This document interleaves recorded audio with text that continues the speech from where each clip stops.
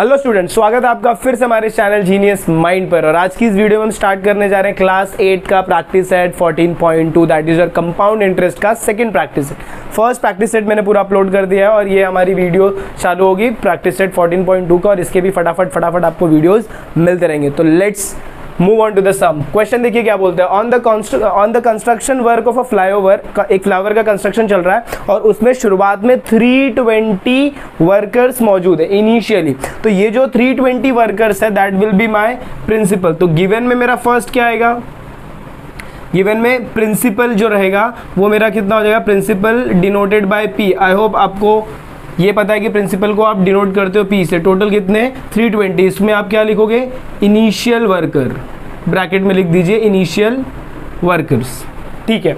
The number of worker increased by 25%। हमेशा याद रखना, मैंने इसके पहले वाले वीडियो में बताया था कि जहां पर भी पीसीपीए आएगा उसका मतलब क्या हो गया कि वो रेट है, और जहां पर भी आपको ये परसेंट दिखाई देगा तो समझ जाना ये भी आपको क्या दिया है, उन्होंने रेट दिया है। Rate denoted by R is equal to कितना हो गया, 25। उसके बाद क्या बोला है, find the number of workers after 2 years. Find the number of worker after 2 year, मतलब 2 साल के बाद कितने वर्कर रहेंगे। तो आपको एन कितना दिया है, एन मतलब number of years, number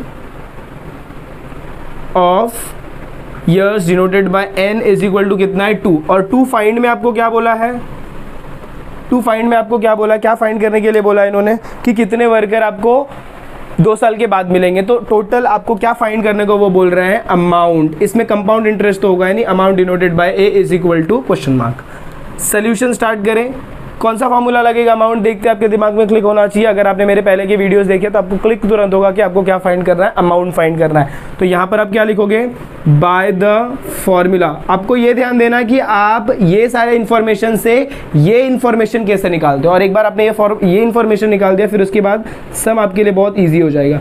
A is equal to P bracket 1 plus R upon 100 the whole raise to N. अच्छा, अभी पी का वैल्यू कितना है 320, तो I will put 320 over here. यहाँ पर क्या हो जाएगा, 1 प्लस आर का वैल्यू कितना है 25 upon 100 the whole raise to N. N का वैल्यू भी आपको दिया हुआ है तो यहाँ पर भी आप लिख दीजिए 2।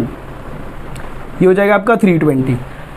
चलिए आगे देखते हैं क्या। अभी देखो यहाँ पर अगर देखो तो ये कट होता है, 25 1 जा 25 4 जा 100 होता है। तो इसे मैं कट करूंगा, जब आप इसे कट करोगे तो वैल्यू हो जाएगा 1 प्लस ये ऐसा है ना 25/100, तो कितना होगा 25 1 जा 25 25 4 जा, तो वैल्यू कितना हो जाएगा 1/4 द होल स्क्वायर हो जाएगा। इसके बाद हम क्या करेंगे, इसको आगे कैरी ऑन जब आप करोगे तो दैट विल बी योर, यहाँ पर आपका क्या रहेगा 320 रहेगा, और फिर ब्रैकेट इसको आप क्रॉस मल्टीप्लाई करो, 4 1 जा 4 प्लस 1, तो ऐसे हो जाएगा ये 1/1 plus 1/4 the whole square which is equal to 320 bracket cross multiply करो इसको इधर, तो 4 हो जाएगा और 1 1 जा 1/4 द होल स्क्वायर।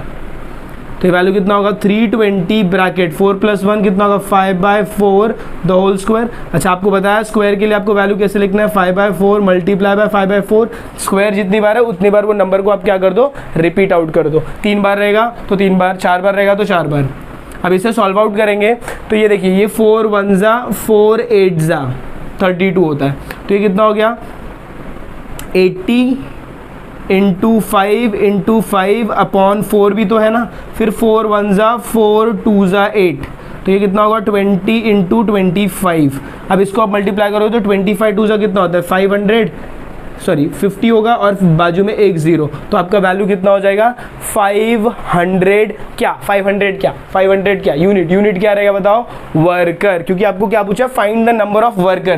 तो 500 आप यहाँ पर क्या लिखोगे, वर्कर। और लास्ट का आपका स्टेटमेंट क्या आएगा कि आफ्टर 2 ईयर्स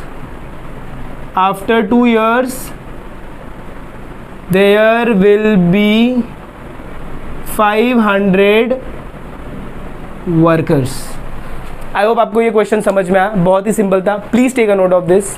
तो चलिए क्वेश्चन नंबर 1 आपने देख लिया। क्वेश्चन नंबर 2 के ऊपर हम लोग चर्चा करते हैं कि क्या कैसा क्वेश्चन है। देखिए, a shepherd has 200 ships, find the number of ship with him after 3 years if the increase in the number of ship is 8% per year. अब आधे लोग तो देखते गिवन बताएंगे कि गिवन में क्या क्या आने वाला। भाई लोग देखो, 200 शिप है उसके पास, तो ये आपका क्या हो जाएगा, प्रिंसिपल। प्रिंसिपल किससे डिनोट करते हो आप भाई, P से, दैट इज योर 200 शिप्स।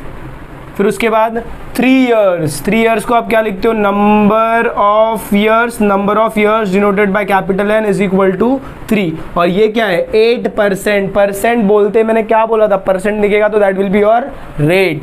तो यहाँ पर आप क्या लिखोगे, rate that is your R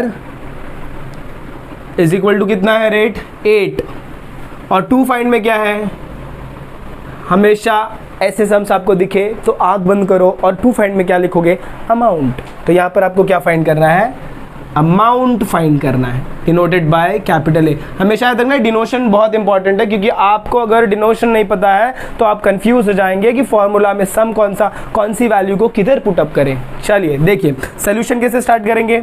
solution अगर आप लिखते हो तो क्या होगा, बाय दी फॉर्मूला, कौन सा फॉर्मूला, अमाउंट फाइंड करना है तो भाई लोग अमाउंट का ही फॉर्मूला लगेगा ना, सिंपल। देखिए क्या हो जाएगा, amount is equal to P bracket 1 plus R upon 100 the whole raise to N। अभी ऐसे में अगर आप ये सिंबल्स नहीं लिखोगे तो आपको पता ही नहीं चलेगा, इसीलिए भाई सिंबल बहुत ज़्यादा इंपॉर्टेंट है। P का वैल्यू कितना है 200, तो मैं यहाँ पर चुपचाप 200 चिपकाऊंगा।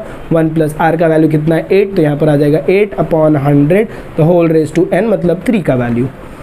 चलिए ये वैल्यू कितना हो जाएगा, 200 ब्रैकेट 1 प्लस, ओ ये देखो कट रहा है 8/100, 8/100।